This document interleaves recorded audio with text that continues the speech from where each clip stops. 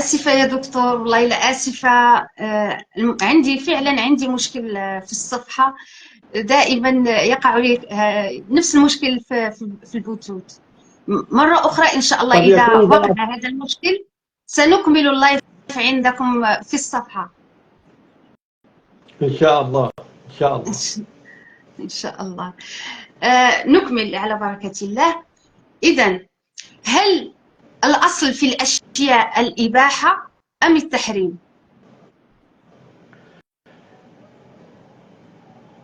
إن الحمد لله نحمده ونستعينه ونستغفره ونستهديه، ونعوذ بالله العظيم من شرور أنفسنا وسيئات أعمالنا. من يهده الله فلا مضل له، ومن يضلل فلا هادي له، وأشهد أن لا إله إلا الله وحده لا شريك له، وأشهد أن سيدنا ونبينا وقائدنا ومعلمنا وقدوتنا وحبيب قلوبنا وقرة أعيننا محمدا عبده ورسوله، بلغ الرسالة وأدى الأمانة ونصح الأمة وكشف الغمة، وجاهد في سبيل ربه حتى أتاه اليقين، وتركنا على المحجة البيضاء الواضحة للسالكين لا يزيغ عنها إلا هالك.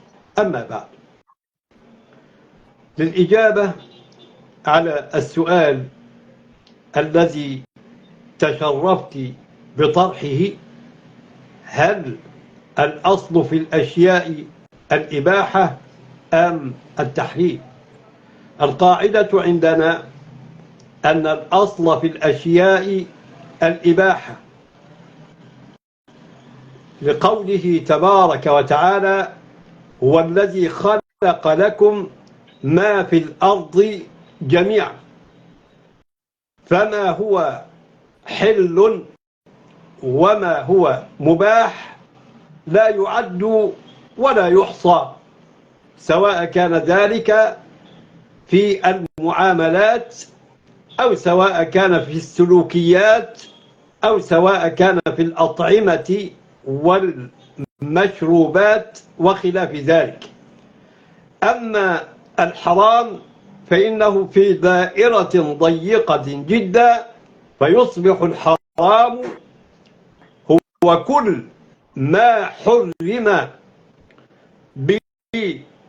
بدليل صحيح صريح، سواء كان في القرآن الكريم أو جاء عن النبي عليه الصلاة والسلام. نعم، الأصل في الأشياء الإباحة. تفضلي فندم. هل من حق العبد أن يحلل ويحرم؟ ليس من حق العبد أن يحلل أو أن يحرم، لأن التحليل والتحريم إنما هو من حق الله رب العالمين وحده، سواء جاء نص التحريم في القرآن الكريم أو جاء على لسان النبي عليه الصلاة والسلام، لأن السنة المباركة هي شارحة وموضحة ومبينة ومفصلة لما أجمل من القرآن الكريم. والنبي عليه الصلاة والسلام قد أخبر أن الناس خلقوا حنفاء، وأنه عليه الصلاة والسلام بعث بالحنيفية